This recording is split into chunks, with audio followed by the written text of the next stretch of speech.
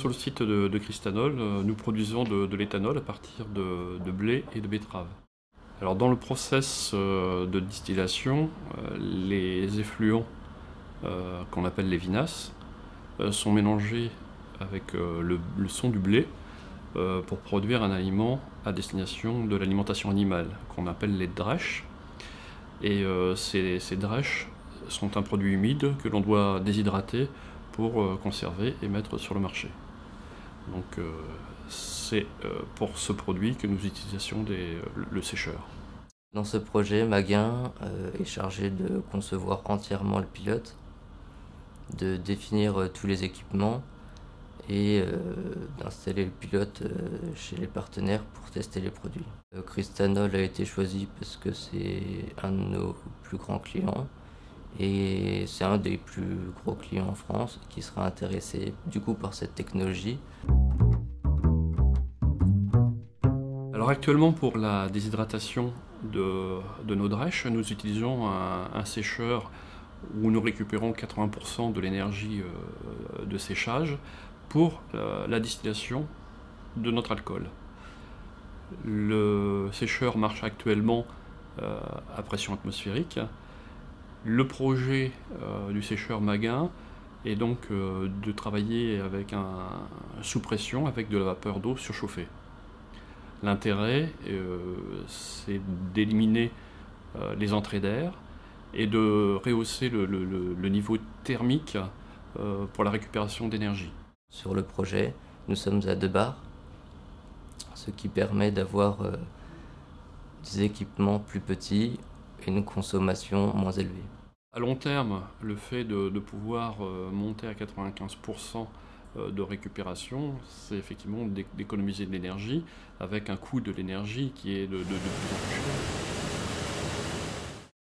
Le projet VES Plus réside dans le partenariat entre AgroParisTech, la société Maguin qui est équipementier industriel, l'UCVA représenté par l'UNGDA, l'Union nationale des groupements des distillateurs d'alcool, et de Cristal Union à travers l'usine de Cristanol, là où on se trouve actuellement. Et enfin de LR&D représenté par la coopérative Luséal.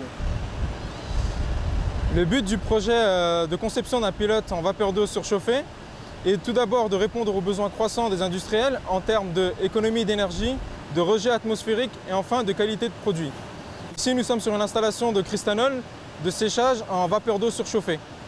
Donc on a tout d'abord un brûleur qui va permettre de produire les calories qui vont permettre par la suite de sécher.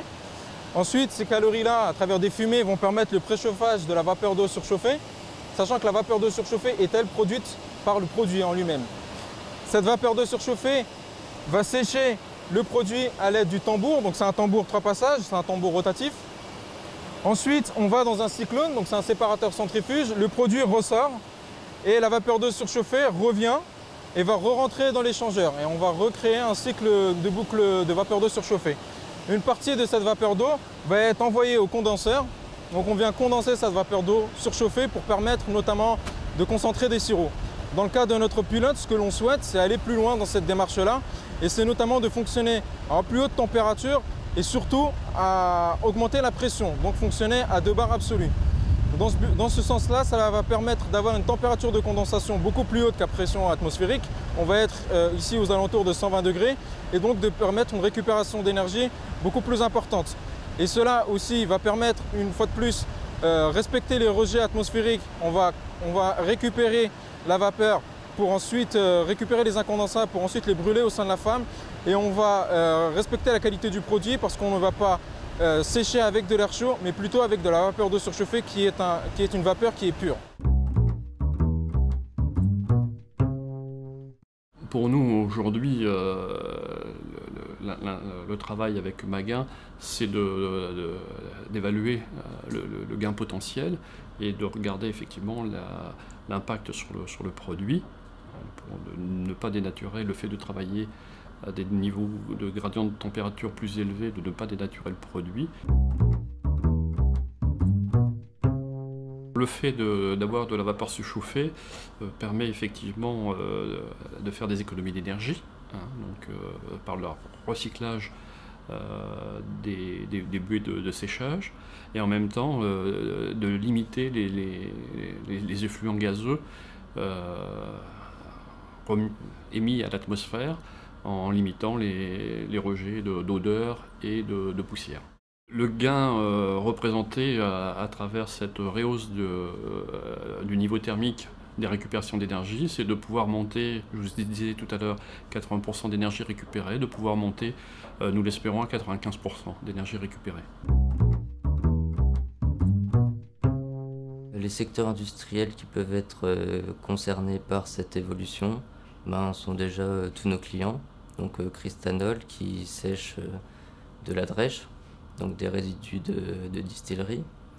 Nous avons les producteurs vinicoles pour les mares de raisin et les sucriers qui veulent valoriser leur pulpe de betterave par séchage. Et en dernier, nous avons aussi la luzerne. Et puis dans la valorisation d'autres produits, les boules de stations d'épuration, la filière bois, papier, les déchets de conserverie peuvent être traités par ce type de technologie et donc aussi économiser de l'énergie.